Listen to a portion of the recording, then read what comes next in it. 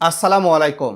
ব্যাংকে গ্রাহকরা ডিপোজিট করলে সেই ডিপোজিটের টাকার উপর যখন ইন্টারেস্ট বা প্রফিট দেওয়া হয় সেখান থেকে কিন্তু উৎসে কর বা টিডিএস কেটে নিয়ে থাকে ব্যাংক, যা কেটে নিয়ে সরকারকে দিয়ে থাকে। রিটার্ন স্লিপ ব্যাংকে প্রদান করলে 10% হারে উৎসে কর কাটে, রিটার্ন স্লিপ ব্যাংকে প্রদান না করলে 15% হারে উৎসে কর কাটে। আবার ব্যাংক অ্যাকাউন্টে টাকা রাখলে সেভিংস, কারেন্ট বা এসএনডি সেই সকল ক্ষেত্রে আপনি যখন হয়তো বা অ্যাকাউন্ট মেইনটেনের চার্জ, এসএমএস অ্যালার্ট চার্জ এগুলো ব্যাংক কেটে নেয় বা কার্ডের চার্জ কেটে নিয়ে থাকে কার্ড ব্যবহার করলে, তার সঙ্গে কিন্তু 15% হারে ভ্যাটও কেটে নেয়।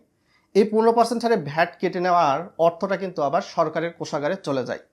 তো এই দুইটা চার্জ কাটার পরেও কিন্তু আবগারি শুল্ক কেটে নেওয়া অনেকটাই অযৌক্তিক জানিয়েছেন বিশেষজ্ঞরা। আর সবচেয়ে মজার আপডেট আসছে এইটাই যে গ্রাহকদের ভিডিওটা লাইক করে শেয়ার করে দিবেন, যেহেতু ভিডিওটা ইনফরমেটিভ হচ্ছে। নতুন বাজেট প্রাক আলোচনায় জানানো হয়েছে যে গ্রাহকদের ব্যাংক অ্যাকাউন্টে যদি 5 লক্ষ টাকার মধ্যে ব্যালেন্স থাকে সেই টাকার উপর আবগারি শুল্ক না কর্তনের বিষয়টি নিয়ে এনবিআর সামনে এগিয়ে যাচ্ছে এবং এ বিষয়ে পরিকল্পনা করছে।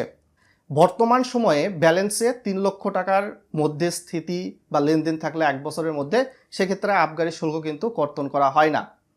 তো এর ফলশ্রুতিতে দেখা যাবে যে এই যে 26-27 অর্থ বছর আসতে যাচ্ছে, এই অর্থ বছর থেকে যাদের অ্যাকাউন্টে 5 লক্ষ টাকার মধ্যে লেনদেন বা স্থিতি 1 বছরের মধ্যে থাকবে তাদের কিন্তু আবগারি শুল্ক আর দিতে হবে না। যদিও বর্তমান সময় 3 লক্ষ 1 থেকে 5 লক্ষ পর্যন্ত লেনদেন বা স্থিতিতে আবগারি শুল্ক 150, 5 লক্ষ 1 থেকে 10 লক্ষের মধ্যে লেনদেন বা স্থিতিতে আবগারি শুল্ক 500, 10 লক্ষ 1 থেকে 50 লক্ষের মধ্যে থাকলে আপনার হয়তো বা আবগারি শুল্ক 3000-এর মতো কর্তন করে।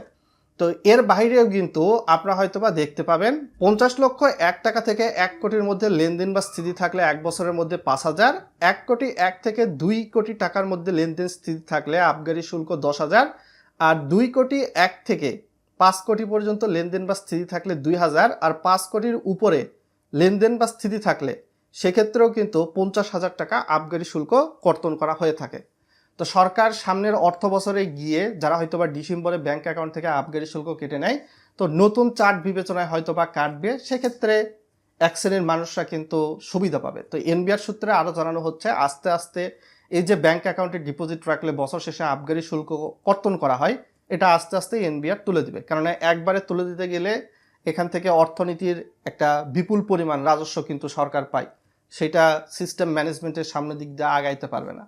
তো এজন্য আস্তে আস্তে এই আবগারি শুল্ক উঠানোর কাজটা সরকার করবে, এমনটাই জানা যাচ্ছে।